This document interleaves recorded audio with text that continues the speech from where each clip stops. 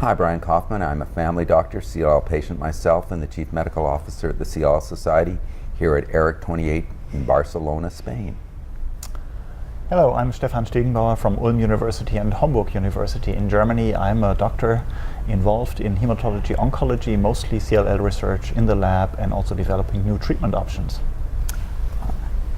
One of the lectures that you just gave at E.R.I.C was on sequential treatment in CLL, and can you explain that from a patient's point of view of why that's important to understand that? Right, Brian. I mean, we had in the past chemoimmunotherapy, so antibody, CD20 antibody added to chemotherapy, which provided dramatic advance. But then there are patients with a 17p deletion, as you know, who require other treatments such as BTK inhibitors or BCL2 inhibitors. But these are mostly approved as single-agent treatment and for prolonged treatment duration. So on that prolonged treatment, patient may become resistant to that therapy and then need another salvage option. And the question then is obviously, how do we best sequence these different treatment options that we have available? Or do we better combine them, which is still experimental, into a combination regimen, which may lead to deeper responses and finite treatment duration?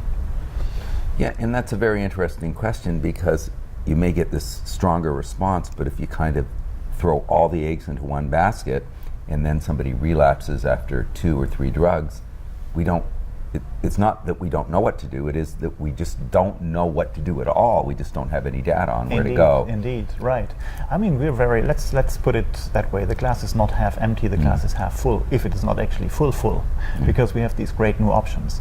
And you know, let's say BTK inhibitors such as ibrutinib or acalabrutinib or zanubrutinib are tremendously good treatments.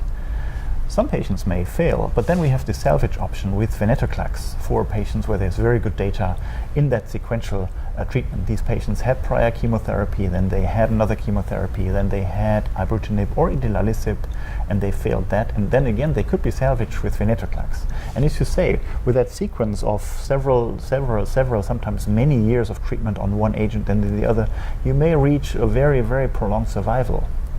On the other hand, you know, we all don't want to take pills continuously, and the concept of combining everything together and having, let's say, a 2-year treatment duration, as we have it from Murano now with venetoclax and rituximab, maybe cutting down to actually 1 year or even shorter with these novel combinations, and then have a very deep response that will last for many years.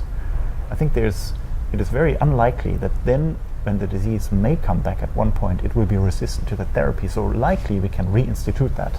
But that's still a research question that we have to prove. And one of the interesting pieces of data you showed, and again this is more bench science than bedside science, was that this is from Ohio State, that the mechanisms of resistance to ibrutinib, the clones that were resistant to ibrutinib, seemed to fall dramatically on venetoclax, at least suggesting that maybe patients could go back on the ibrutinib and it would work again. Indeed. So we know that CLL progression on ibrutinib or other BTK inhibitors is very much related to acquisition of mutations in BTK or in PLC gamma 2. However, we don't find these mutations in CLL patients who haven't received ibrutinib therapy. So it's not a cancer driver or oncogenic mechanism itself. And this is why it's not entirely unexpected that with venetoclax or another treatment paradigm, these mutations go away again. And as you say, you know, the clone may change totally, and then after, let's say, a couple of years of venetoclax therapy, if once maybe that treatment fails, it could very well be that you can switch back to a BTK inhibitor because the clone with that mutation is gone, or at least undetectable. So with switching back and forth between 2 of these or even more of these very specific treatment options, we could have a very good alternative to that combination of everything together to begin with. Any final thoughts, Stefan, for patients in terms of the sequential versus combination? Right. It's so complicated, yeah. Yes. Well, you know, I mean, you should. You could think it's complicated, but on the other hand, you could think it's a very good time because we have all these options available. I think we have to step back. We have to think what is licensed. Where do we have good evidence for? This is at the moment mostly monotherapy, or maybe for venetoclax, the venetoclax rituximab combination with a finite treatment duration. Then there's actually also evidence that you can switch to ibrutinib after maybe venetoclax failure again. So I think we are living in very good times. Every patient with his doctor has to make an individual choice for himself based on his disease characteristics, based on his, trial, on his personal perspectives, on his age, on comorbidity. There are many choices available. You can make your choice. Patient information is very important. Enrollment in trials obviously is still critical to make further progress in that field, and I think we're doing very well in that perspective. Thank you so much. Thank you. Brian. Thank you. Great. Thanks.